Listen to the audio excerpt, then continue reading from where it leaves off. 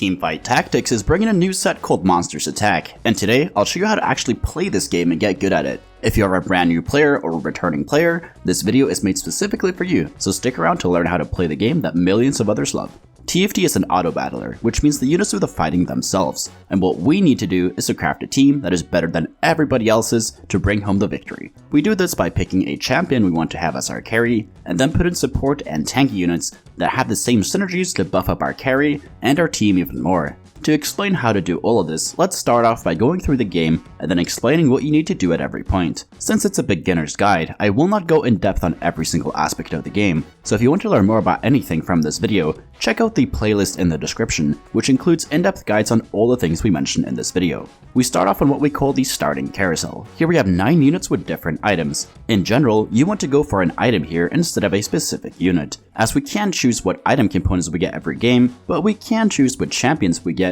with enough gold in the bank. After the starting carousel, we come to stage 1. This entire stage is player versus environment rounds, commonly referred to as PvE rounds. The units we are fighting here will drop orbs that contain item components, gold, champions, and sometimes rare loot like champion duplicators, spatulas, tome of traits, or the new anvil. Here we also start building our team. You will be presented with 5 champions in the shop, each costing gold. They cost either 1, 2, 3, 4, or 5 gold, depending on how strong they are. On stage 1-3, they all cost 1 gold, as we are only level 2, and therefore have a 100% chance of seeing 1 cost units in every slot in the shop. The odds of seeing different cost champions change as we level up.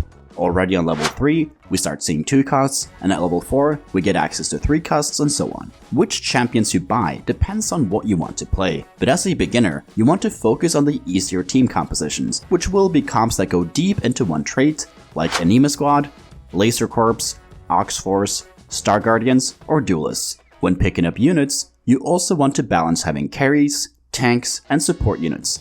If you played League of Legends before, you will have an advantage here, as the units play a similar role in TFT as in League. For example, Ashe, Draven, and Samira are AD carries in League, and there are also attack damage based carries in TFT. Poppy and Blitzcrank are tanks in League, and also tanks in TFT. Renekton and Jax are bruisers in League, and in TFT they are a bit tanky and also deal decent damage. Once we get to stage 2-1, we get offered Augments. You will be offered 3 different ones, and you also have the chance to press the reroll Augments button once per game if you don't like the Augments you've been offered. In set 8 we have Silver, Gold, Prismatic, and Hero Augments.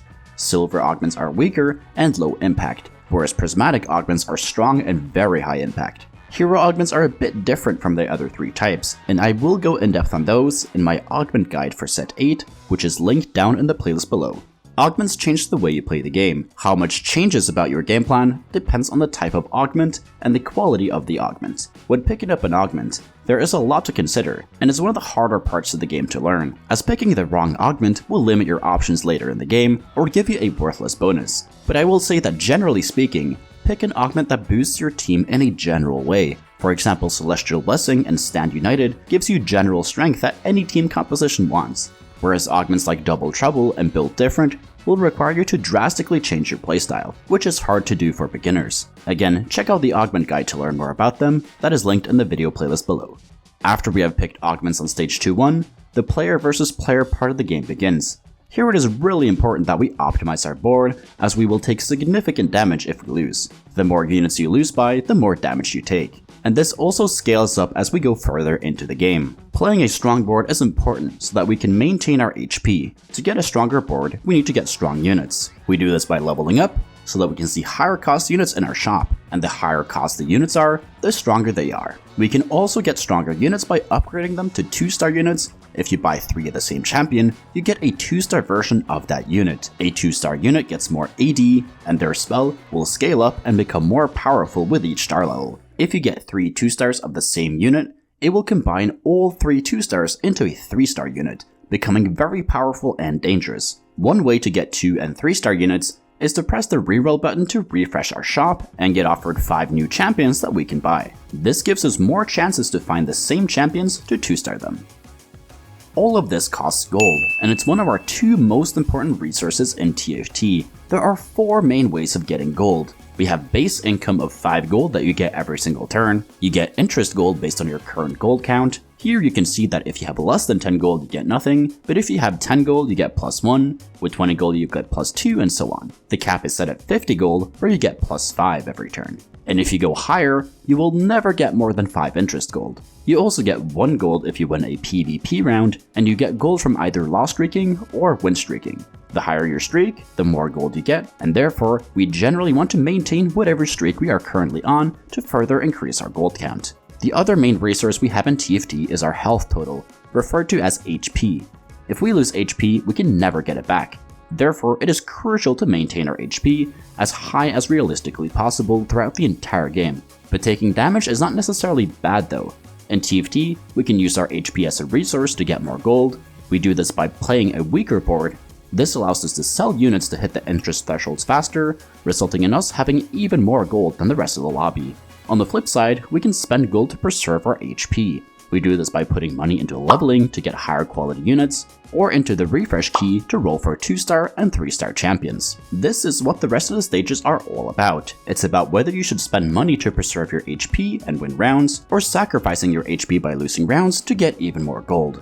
These are the 2 basic strategies on stage 2. You either try and play for a win streak or for a loss streak, and I cover how to do that in my early game guide for set 8, which will also be linked down in the description in the playlist below. Another way of getting better board strength is through items. We can create them with item components. By combining 2 components, we create strong items that scale our champions and tanks. Much like champion categories, we also have item categories. They are tank items, damage items, and support or utility items. In every game, try and build 3 damage items on your carry and 3 tank items on your main tank. And you can always right-click on a component to see what items you can make with it. And you can also read what the item does by hovering over it.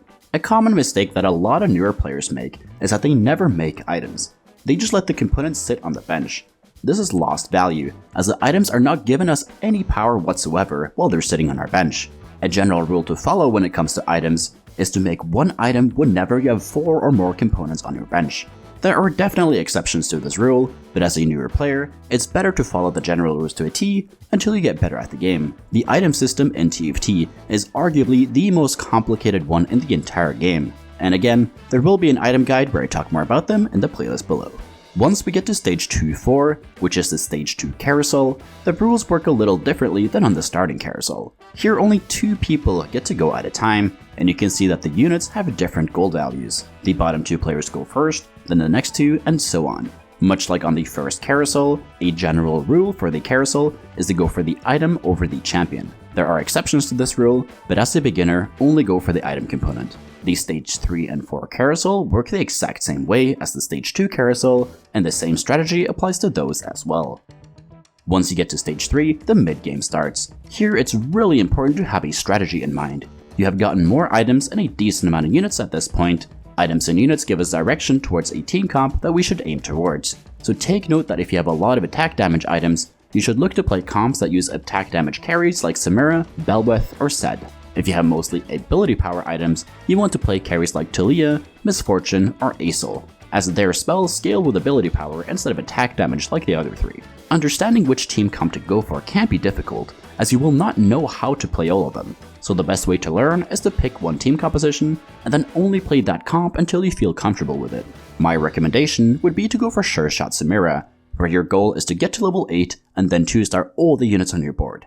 This comp uses what is called the Fast 8 strategy, and it's one of the 2 main strategies in TFT. The Fast 8 is all about playing for high costing units and then trying to 2-star them. When using this strategy, we will be using a 4 cost as our main carry the vast majority of the time. The second main strategy is playing 1, 2, and 3 cost units as our main carries, and then trying to 3-star them. When playing for a Fast 8 strategy, you are trying to get to as high of a level as possible, which will be level 8 in the majority of cases. This is done by focusing hard on your economy, by getting to 50 gold as fast as possible to hit the interest gold thresholds. Once you get to 50 gold, you spend excess gold into leveling. You will do this until you get relatively low in HP, typically around 40 HP, and at that point, you want to level up to 8 and spend the remaining gold into refreshing the shop to get champions 2-starred.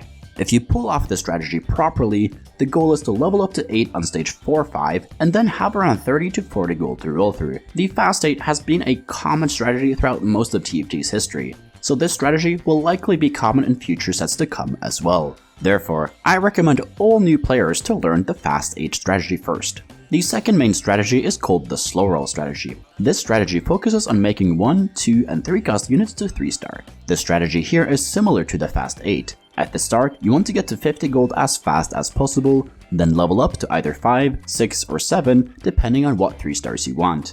Once you hit your desired level, you start to spend gold into the refresh button while buying the relevant units in every shop. Once you get down to 50 gold, you want to wait until the next turn so that you can gain maximum interest gold. Once you hit your needed 3-star units, your team gets a large power spike, which lets you catch up to the other players in terms of power level. A great team comp that uses the Slowroll strategy is Renegade Camille. Here you want to 3-star both Camille and Lee Sin by slow rolling at level 6. There is a lot more to economy management than what I've covered so far, and as always, there will be an in-depth economy guide for set 8 linked in the playlist below. The final thing I want to touch on in this video is positioning. It is easy to understand, but incredibly hard to master. Good positioning is the difference between winning and losing fights in TFT, therefore it is very important. Here is a basic positioning overview. Our tanks go in the green hexes. Their main role is to soak up as much damage as possible to keep our backline carries and support units alive. Our main carries want to go in the red hexes. Here they are safe behind our tanks. If you have a melee carry, then they usually go in the blue hexes or in the middle of the front row.